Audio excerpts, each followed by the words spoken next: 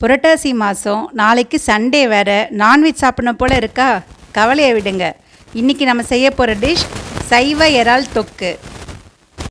இறாலோட சுவையில் அச்சு அசலாக செம்ம டேஸ்ட்டாக இருக்குங்க. கண்டிப்பாக நீங்கள் ட்ரை பண்ணி பாருங்கள்.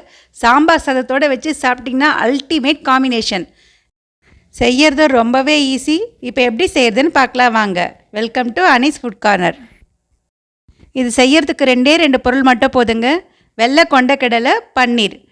இது ரெண்டும் ஈக்குவலான அளவு எடுத்துக்கோங்க. கொண்டக்கடலையே நல்லா ஊற வச்சிடுங்க. இப்போ இது ரெண்டுத்தையும் நம்ம மிக்ஸி ஜாரில் சேர்த்துக்கலாம். இதுக்கு நல்ல ஃப்ளேவர் கொடுக்கறதுக்காக ஒரே ஒரு ஸ்பூன் அளவுக்கு தனி மிளகாய் தூள் சேர்த்துருக்கேன். கொஞ்சமாக உப்பு சேர்த்துக்கோங்க. சேர்த்துட்டு இது நல்லா நைஸாக அரைச்சி எடுத்துகிட்டு வந்துடுங்க. தண்ணி தேவைப்படாது. அப்படி லைட்டாக தேவைப்பட்டுச்சுன்னா ஒரு ஸ்பூன் அளவுக்கு மட்டும் தண்ணி சேர்த்துக்கோங்க. பாருங்கள், இந்த மாதிரி நல்லா பேஸ்ட்டாக அரைச்சி எடுத்துகிட்டு வந்துடுங்க. இப்போ இந்த மாவை இன்னும் கொஞ்சம் நல்லா பதப்படுத்துறதுக்கு 2 ஸ்பூன் அளவுக்கு மைதா மாவு சேர்த்துக்கோங்க. கூடவே 2 ஸ்பூன் அளவுக்கு கடலை மாவு சேர்த்துக்கோங்க. சேர்த்துட்டு எல்லாத்தையும் நல்லா கலந்து கொடுத்துருங்க. மாவு பிசையும் போது கைகளில் ஒட்டாமல் நல்லா இறுக்கமாக வரணும், சப்பாத்தி மாவு பதத்துக்கு. அந்த மாதிரி இல்லை, கொஞ்சம் தண்ணியாக இருந்துச்சுன்னா இன்னும் கூட கொஞ்சம் மாவு சேர்த்துக்கோங்க. பாருங்கள், இந்த மாதிரி பதத்துக்கு வரணும். இப்போ மாவு ரெடி ஆகிடுச்சுங்க. இதை நம்ம ஒரு குட்டி குட்டி பால்ஸாக செஞ்சு எடுத்துக்கலாம். இப்போ எல்லாத்தையுமே இந்த மாதிரி உருட்டியாச்சு. இப்போ இதை இந்த மாதிரி நீல வாக்கில் தேய்ச்சி எடுத்துக்கோங்க. இப்போ இதில் இறாலோட ஷேப் வரத்துக்காக நடுவில் கத்தியில் இந்த மாதிரி ஒரு கோடு போட்டுட்டு சைடில் இந்த மாதிரி போட்டுக்கோங்க. போட்டுட்டு இந்த மாதிரி நல்லா சுற்றி எடுத்துடுங்க. இதே மாதிரி எல்லாத்தையும் நம்ம பண்ணி எடுத்துக்கலாம். இந்த மாதிரி பண்ணாமையும் செய்யலாம். இது நம்ம இறால் ஷேப் வரணுன்றதுக்காக இந்த மாதிரி பண்ணுறோம். பாருங்கள், இதே மாதிரி நம்ம எல்லாத்தையுமே செஞ்சு எடுத்துக்கலாம். இப்போ கொஞ்சமாக எண்ணெய் ஊற்றி இது எல்லாத்தையும் ஃப்ரை பண்ணி எடுத்துக்கோங்க. ரொம்ப செவந்துடக்கூடாது. அடுப்பை நல்லா மீடியம் ஃப்ளேமில் வச்சுட்டு நல்லா வேக வச்சு எடுத்துருங்க.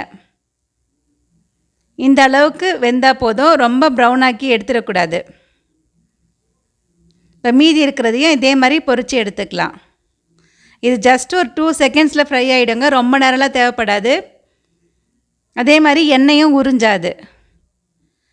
இப்போ நமக்கு இறால் ரெடியாக இருக்குது. இப்போ நம்ம எப்படி இறால் தொக்கு செய்வோமோ அதே மாதிரி ஃப்ரை பண்ண வேண்டியதான். அதே கடாயில் கொஞ்சமாக எண்ணெய் எடுத்துகிட்டு பட்டை, கிராம்பு சேர்த்துக்கோங்க. அது நல்லா பொரிஞ்சு வந்த உடனே வெங்காயம் நல்லா பொடியாக அரைஞ்சி சேர்த்துட்டு நல்லா வதக்கி விட்டுடுங்க. பாருங்கள், வெங்காயம் இந்த மாதிரி பொன்னிறமாக வதங்கி வந்த உடனே இஞ்சி பூண்டு விழுது 1 ஸ்பூன் அளவுக்கு சேர்த்துக்கோங்க. அதோட பச்சை வாசனை போகிற அளவுக்கு நல்லா வதக்கி விட்டுடுங்க. இப்போ நம்ம தக்காளி சேர்த்துடலாம். தக்காளியும் நல்லா வதங்கி வந்துருச்சு. இப்போ இதில் கருவேப்பிலை சேர்த்துட்டு இப்போ நம்ம மசாலா பொருட்கள் சேர்த்துடலாம். மிளகாய்த்தூள், மஞ்சள் தூள், உப்பு, கரம் மசாலா விருப்பப்பட்டால் சேர்த்துக்கோங்க. நான் இதில் சேர்த்துக்கல. இப்போ இது எல்லாத்தையும் எண்ணெயிலே நல்லா கலந்து கொடுத்துட்டு இந்த மசாலா குக் ஆகிறதுக்கு கொஞ்சமாக தண்ணி ஊற்றி தட்டு போட்டு மூடி வச்சுருங்க. ஒரு 5 நிமிஷம் மசாலா நல்லா குக்காகி வரட்டும். பாருங்கள், மசாலா நல்லா கொதிச்சு எண்ணெய் பிரிஞ்சு வந்துருச்சு. இப்போ நம்ம இதை இதுவே சேர்த்துடலாம். இது ஏற்கனவே வெந்திருக்கிறதுனால இது ரொம்ப நேரம் கொதிக்கணும்னு அவசியம் இல்லை. அந்த மசாலா அது உள்ளே இறங்கிறதுக்காக ஒரு 5 மினிட்ஸ் லோ ஃப்ளேமில் வச்சுட்டு நல்லா கலந்து கொடுங்க. அவ்வளோதாங்க. இப்போ நம்ம பெப்பர் சேர்த்துட்டு கொத்தமல்லி தூவிட்டு ஸ்டவ் ஆஃப் பண்ணிடலாம். இந்த மாதிரி வித்தியாசமான ஃப்ரை ரெசிபிஸ் நிறைய நம்ம சேனலில் போட்டிருக்கோம். அதனால் மறக்காமல் நம்ம சேனலை சப்ஸ்கிரைப் பண்ணி வச்சுக்கோங்க.